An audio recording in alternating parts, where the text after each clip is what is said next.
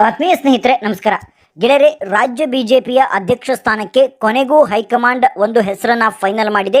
ರಾಜ್ಯ ಬಿಜೆಪಿಯಲ್ಲಿರುವಂತಹ ಈ ಜಟಾಪಟಿಯನ್ನ ಕ್ಲಿಯರ್ ಮಾಡೋದಕ್ಕೆ ಈಗ ಹೈಕಮಾಂಡ್ ಅಳೆದು ತೂಗಿ ಒಂದು ಹೆಸರನ್ನ ಫೈನಲ್ ಮಾಡಿದೆ. ಸುಮ್ಮನೆ ಆ ಹೆಸರನ್ನ ಫೈನಲ್ ಮಾಡಿಲ್ಲ, ವಿತ್ ಫಾರ್ಮುಲಾ ಆ ಹೆಸರನ್ನ ಫೈನಲ್ ಮಾಡಿದೆ.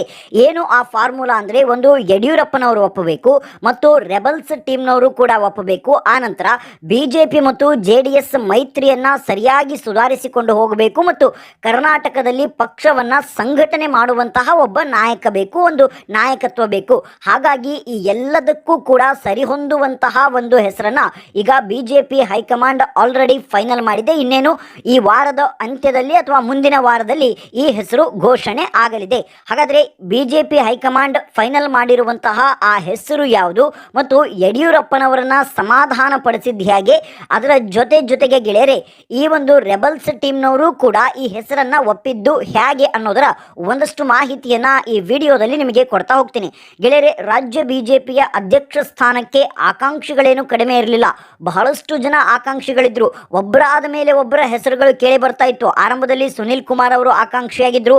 ಆನಂತರದಲ್ಲಿ ಸ್ವತಃ ಬಸವರಾಜ ಬೊಮ್ಮಾಯಿ ಅವರು ಆಕಾಂಕ್ಷಿಯಾಗಿದ್ದರು. ಮತ್ತೊಂದು ಕಡೆ ಸೋಮಣ್ಣ ಅವರು ಆಕಾಂಕ್ಷಿಯಾಗಿದ್ದರು.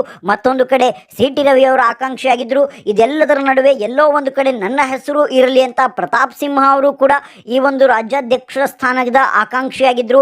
ಅದರ ಜೊತೆಗೆ ಕುಮಾರ್ ಬಂಗಾರಪ್ಪ ಆಕಾಂಕ್ಷಿಯಾಗಿದ್ದರು. ಈ ರೀತಿಯಾಗಿ ಹೇಳ್ತಾ ಹೋದರೆ ಇರೋರು ಎಲ್ಲರೂ ಕೂಡ ಆಕಾಂಕ್ಷಿಯಾಗಿದ್ದರು. ಆದರೆ ಈಗ ಬಿಜೆಪಿ ಹೈಕಮಾಂಡ್ ಮಣೆ ಹಾಕಿದ್ದು, ಯಾರು ಈ ರಾಜ್ಯಾಧ್ಯಕ್ಷ ಸ್ಥಾನದ ಮೇಲೆ ಕಣ್ಣು ಇಟ್ಟಿರಲಿಲ್ವೋ, ಯಾರು ಈ ರಾಜ್ಯಾಧ್ಯಕ್ಷ ಸ್ಥಾನದ ಆಕಾಂಕ್ಷಿ ಆಗಿರಲಿಲ್ವಲ್ಲ, ಅಂಥವರ ಹೆಸರನ್ನ ಫೈನಲ್ ಮಾಡಿದೆ. ಅದಕ್ಕೂ ಕೂಡ ಒಂದು ರೀಸನ್ ಇದೆ. ಏನು ಆ ರೀಸನ್ ಅಂದರೆ, ಒಂದು ಯಡಿಯೂರಪ್ಪನವರು ಒಪ್ಪಬೇಕು. ಯಡಿಯೂರಪ್ಪನವರು ಒಪ್ಪಬೇಕು ಅಂತ ಅಂದರೆ ಅವರಿಗೆ ಬೇಕಾಗಿದ್ದೇನು, ಈ ರೆಬಲ್ಸ್ ಟೀಮ್ನವರು ಯಾರು ಕೂಡ ರಾಜ್ಯಾಧ್ಯಕ್ಷರು ಆಗಬಾರ್ದು. ಯಾಕೆಂದರೆ ಅವರ ವಿರೋಧಿ ಬಣ ಬಂದು ಇಲ್ಲಿ ರಾಜ್ಯಾಧ್ಯಕ್ಷ ಸ್ಥಾನದಲ್ಲಿ ಕುಳಿತುಕೊಂಡ್ರೆ ಮುಂದೆ ವಿಜಯೇಂದ್ರಗೆ ಮುಂದೆ ಬಿಜೆಪಿಯಲ್ಲಿ ಅಥವಾ ರಾಜ್ಯದಲ್ಲಿ ಕಷ್ಟ ಎದುರಾಗಬಹುದು.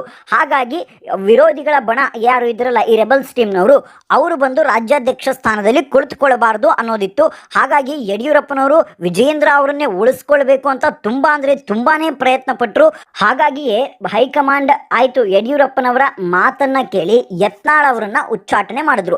ಯತ್ನಾಳ್ ಅವರನ್ನ ಉಚ್ಚಾಟನೆ ಮಾಡಿದ ನಂತರ ಯತ್ನಾಳ್ ಅವರ ಬೆಂಬಲವಾಗಿ ಯಾರ್ಯಾರು ತಟಸ್ಥರು ಅಂತ ಇದ್ರಲ್ಲ, ಅವರೆಲ್ಲರೂ ಕೂಡ ವಿಜಯೇಂದ್ರ ಅವರ ವಿರುದ್ಧವಾಗಿ ತಿರುಗಿ ಬಿದ್ರು.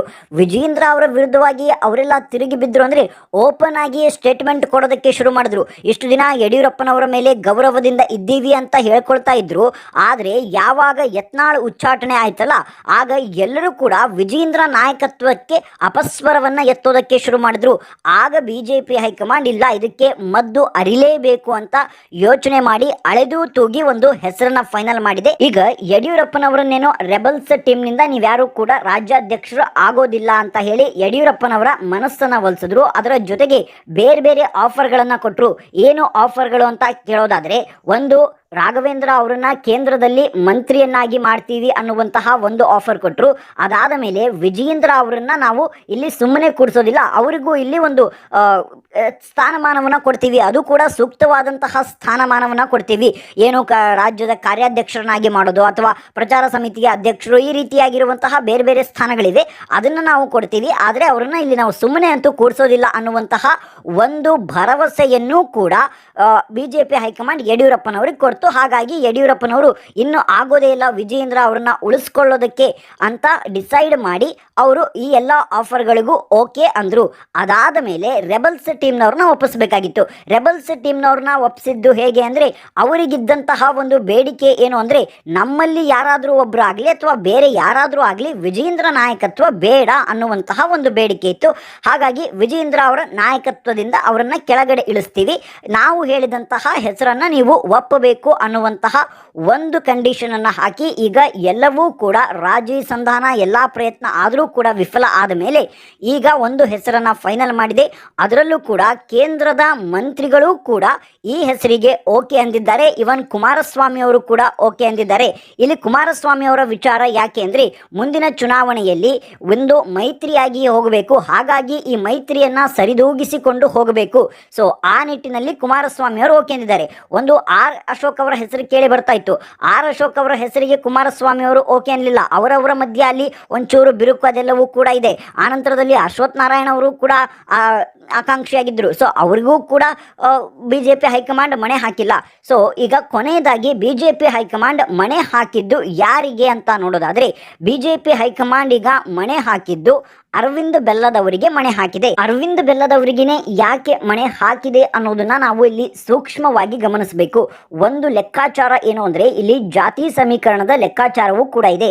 ಈಗ ವಿಜಯೇಂದ್ರ ಅವರನ್ನ ಕೆಳಗಡೆ ಇಳಿಸಿದ್ರೆ ಯಡಿಯೂರಪ್ಪನವರು ಲಿಂಗಾಯತ ಸಮುದಾಯದ ಮೇಲೆ ಒಂದಷ್ಟು ಪ್ರಭಾವವನ್ನ ಬೀರುವಂತಹ ಎಲ್ಲಾ ಸಾಧ್ಯತೆಗಳು ಕೂಡ ಇದ್ವು. ಅದರ ಜೊತೆಗೆ ಈಗಾಗಲೇ ಯತ್ನಾಳ್ ಅವರನ್ನ ಉಚ್ಚಾಟನೆ ಮಾಡಿ ಒಂದು ಗುಂಪಿನ ವಿರೋಧವನ್ನು ಕೂಡ ಬಿಜೆಪಿ ಈಗ ಕಟ್ಕೊಂಡಿದೆ. ಹಾಗಾಗಿ ಲಿಂಗಾಯತ ಸಮುದಾಯಕ್ಕೆ ಮತ್ತೆ ರಾಜ್ಯಾಧ್ಯಕ್ಷ ಪಟ್ಟವನ್ನ ಕೊಟ್ಟರೆ ಎಲ್ಲವೂ ಕೂಡ ಸರಿ ಹೋಗುತ್ತೆ ಅನ್ನುವಂತಹ ಲೆಕ್ಕಾಚಾರವನ್ನ ಎಲ್ಲವೂ ಕೂಡ ಕ್ಯಾಲ್ಕುಲೇಟ್ ಮಾಡಿ ಎಲ್ಲವನ್ನೂ ಕೂಡ ಒಂದು ಕಡೆ ಒಗ್ಗೂಡಿಸಿ ನೋಡಿ ಅಳೆದು ತೂಗಿ ಕೊನೆಗೂ ಅರವಿಂದ್ ಬೆಲ್ಲದವರಿಗೆ ಈಗ ಬಿಜೆಪಿ ರಾಜ್ಯಾಧ್ಯಕ್ಷ ಸ್ಥಾನಕ್ಕೆ ಮಣೆ ಹಾಕಿದೆ. ಇದು ಗೆಳೆಯರೆ, ನಿನ್ನೆ ಅರವಿಂದ್ ಬೆಲ್ಲದವರು ಮಾತನಾಡಿರುವಂತಹ ಮಾತನ್ನ ಕೇಳಿಸ್ಕೊಂಡ್ರೆ ಗೊತ್ತಾಗುತ್ತೆ. ಅರವಿಂದ್ ಬೆಲ್ಲದವರು ದೆಹಲಿಗೆ ಹೋಗಿದ್ರು. ಹಾಗೆ ಸುಖ ಸುಮ್ಮನೆ ಅರವಿಂದ್ ಬೆಲ್ಲದವರು ಆಗಾಗ ದೆಹಲಿಗೆ ಹೋಗೋದು, ಹೈಕಮಾಂಡ್ ಅವ್ರನ್ನ ಭೇಟಿಯಾಗೋದು, ಈ ತರಹದ್ದು ಯಾವುದು ಕೂಡ ಅವರು ಮಾಡೋದಿಲ್ಲ. ಸೈಲೆಂಟ್ ಆಗಿರುವಂತಹ ರಾಜಕಾರಣಿ ಮತ್ತು ತಮ್ಮ ಒಂದು ಕ್ಷೇತ್ರದಲ್ಲಿ ಏನೇನು ಕೆಲಸಗಳಾಗಬೇಕಲ್ಲ ಆ ಕೆಲಸವನ್ನ ಮಾಡಿಕೊಳ್ಳುವಂತಹ ರಾಜಕಾರಣಿ ಅರವಿಂದ್ ಬೆಲ್ಲದವರು. ಸೊ ಹಾಗಾಗಿ ಅವರು ಏಕಾಏಕಿಯಾಗಿ ದೆಹಲಿಗೆ ಹೋಗಿದ್ದು ಯಾಕೆ ಅನ್ನುವಂತಹ ಪ್ರಶ್ನೆಯೂ ಕೂಡ ಮೂಡಿತು. ಆನಂತರ ಅರವಿಂದ್ ಬೆಲ್ಲದವರು ಓಪನ್ ಆಗಿಯೇ ಹೇಳಿದ್ರು, ಇಲ್ಲ ನಾನು ನನ್ನ ವೈಯಕ್ತಿಕ ಕಾರಣಕ್ಕೆ ದೆಹಲಿಗೆ ಹೋಗಿದ್ದೆ, ಪಕ್ಷದ ರಾಜ್ಯಾಧ್ಯಕ್ಷ ಸ್ಥಾನ ಅದೆಲ್ಲವೂ ಕೂಡ ಹೈಕಮಾಂಡ್ ಡಿಸೈಡ್ ಮಾಡುತ್ತೆ, ಹೈಕಮಾಂಡ್ ಏನೇ ಹೇಳಿದ್ರು ಅದಕ್ಕೆ ಓಕೆ ಅನ್ನುವಂತಹ ಒಂದು ಮಾತನ್ನ ಹೇಳಿದ್ರು. ಅಂದ್ರೆ ಆಲ್ರೆಡಿ ಈಗ ಅರವಿಂದ್ ಬೆಲ್ಲದವರ ಜೊತೆಗೂ ಕೂಡ ಮಾತುಕತೆ ಆಗಿದೆ ಅನ್ನುವಂತಹದ್ದು ಸುದ್ದಿಯ ಮೂಲಗಳ ಮಾಹಿತಿ.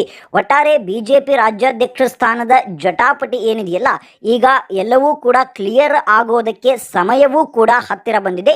ಒಂದು ವೇಳೆ ಅರವಿಂದ್ ಬೆಲ್ಲದವರು ರಾಜ್ಯಾಧ್ಯಕ್ಷರಾದರೆ ಎಲ್ಲವೂ ಕೂಡ ಸರಿ ಹೋಗಬಹುದು ಅನ್ನುವಂತಹ ಲೆಕ್ಕಾಚಾರದಲ್ಲಿ ಕಾರ್ಯಕರ್ತರಿದ್ದಾರೆ. ಆನಂತರದಲ್ಲಿ ಈ ಹಿಂದೆ ಪ್ರಹ್ಲಾದ್ ಜೋಶಿ ಅವರನ್ನು ಕೂಡ ಇಲ್ಲಿ ರಾಜ್ಯಾಧ್ಯಕ್ಷರನ್ನಾಗಿ ಮಾಡಿದ್ರು. ಸೊ ಈ ಉತ್ತರ ಕರ್ನಾಟಕ ಭಾಗದಲ್ಲಿ ಪಕ್ಷವನ್ನ ನೀಟಾಗಿ ಅವರು ಸಂಘಟನೆಯನ್ನ ಮಾಡ್ಕೊಂಡು ಬಂದ್ರು. ಆ ಲೆಕ್ಕಾಚಾರವೂ ಕೂಡ ಇದರಲ್ಲಿದೆ. ಉತ್ತರ ಕರ್ನಾಟಕ ಭಾಗಕ್ಕೆ ಮತ್ತೆ ರಾಜ್ಯಾಧ್ಯಕ್ಷ ಸ್ಥಾನವನ್ನ ಕೊಟ್ಟರೆ ಈ ಬಾರಿ ಉತ್ತರ ಕರ್ನಾಟಕ ಭಾಗದಲ್ಲಿ ಬಿಜೆಪಿ ಇದ್ದಂತಹ ಒಂದಷ್ಟು ವೋಟ್ ಬ್ಯಾಂಕ್ ಅವೆಲ್ಲವನ್ನೂ ಕೂಡ ಕಳೆದುಕೊಂಡಿದೆ. ನೀವು ಕಲ್ಯಾಣ ಕರ್ನಾಟಕ ಭಾಗದಲ್ಲಿ ಲೋಕಸಭಾ ಎಲೆಕ್ಷನ್ ಅಲ್ಲಿ ನೋಡಬಹುದು, ನೀವು ಎಷ್ಟರ ಮಟ್ಟಿಗೆ ಕಲ್ಯಾಣ ಕರ್ನಾಟಕ ಭಾಗದಲ್ಲಿ ಕಾಂಗ್ರೆಸ್ ಅಲ್ಲಿ ತನ್ನ ಪ್ರಭಾವವನ್ನ ಹೆಚ್ಚು ಮಾಡಿಕೊಂಡಿತ್ತು. ಆ ಎಲ್ಲಾ ಲೆಕ್ಕಾಚಾರವೂ ಕೂಡ ಅರವಿಂದ್ ಬೆಲ್ಲದವರನ್ನ ರಾಜ್ಯಾಧ್ಯಕ್ಷರನ್ನಾಗಿ ಮಾಡೋದಕ್ಕೆ ಬಿಜೆಪಿ ಹೈಕಮಾಂಡ್ ಈಗ ಒಂದು ಮನಸ್ಸನ್ನ ಮಾಡಿದೆ. ಈ ಎಲ್ಲಾ ಲೆಕ್ಕಾಚಾರಗಳಿಂದ ಅರವಿಂದ್ ಬೆಲ್ಲದವರು ನೂತನ ರಾಜ್ಯಾಧ್ಯಕ್ಷರಾಗಿ ಶೀಘ್ರದಲ್ಲೇ ಅಧಿಕಾರವನ್ನ ಸ್ವೀಕಾರ ಮಾಡಲಿದ್ದಾರೆ. ಒಂದು ವೇಳೆ ಅರವಿಂದ್ ಬೆಲ್ಲದವರು ರಾಜ್ಯಾಧ್ಯಕ್ಷರು ಆಗುತ್ತಾರೆ ಅಂದರೆ ಕುಮಾರಸ್ವಾಮಿ ಅವರಿಗೂ ಕೂಡ ಯಾವುದೇ ರೀತಿಯಾಗಿರುವಂತಹ ಒಂದು ಅಪಸ್ವರ ಇಲ್ಲ. ಅರವಿಂದ್ ಬೆಲ್ಲದವರ ಓಕೆ, ಯಾಕೆಂದ್ರೆ ಕುಮಾರಸ್ವಾಮಿ ಅವರ ಜೊತೆಗೂ ಕೂಡ ಅವರು ಚೆನ್ನಾಗಿಯೇ ಇದ್ದಾರೆ. ಸೊ ಹಾಗಾಗಿ JDS ಮತ್ತು ಬಿಜೆಪಿಯ ಮೈತ್ರಿಯೂ ಕೂಡ ಚೆನ್ನಾಗಿ ಹೋಗುತ್ತೆ. ಒಂದು ಕಡೆಯಿಂದ ಯಡಿಯೂರಪ್ಪನವರನ್ನು ಕೂಡ ಸಮಾಧಾನ ಮಾಡಿದಾಗ ಆಯ್ತು, ಏನು ರೆಬಲ್ಸ್ನ ಯಾರನ್ನು ತಂದು ರಾಜ್ಯಾಧ್ಯಕ್ಷ ಮಾಡದೇ ಇರೋದಕ್ಕೆ. ಆನಂತರದಲ್ಲಿ ಈ ಆಕಾಂಕ್ಷಿಗಳನ್ನ ರಾಜ್ಯಾಧ್ಯಕ್ಷರನ್ನಾಗಿ ಮಾಡಿದ್ರೆ ಅಲ್ಲಿ ಮತ್ತೆ ವಿಜಯೇಂದ್ರ ಅವರಿಗೆ ಅಸಮಾಧಾನ ಅವೆಲ್ಲವೂ ಕೂಡ ಶುರುವಾಗ್ತಾ ಇತ್ತು. ಮತ್ತೆ ಇದು ಇದೇ ತರಹ ಹೋಗ್ತಾ ಇತ್ತು.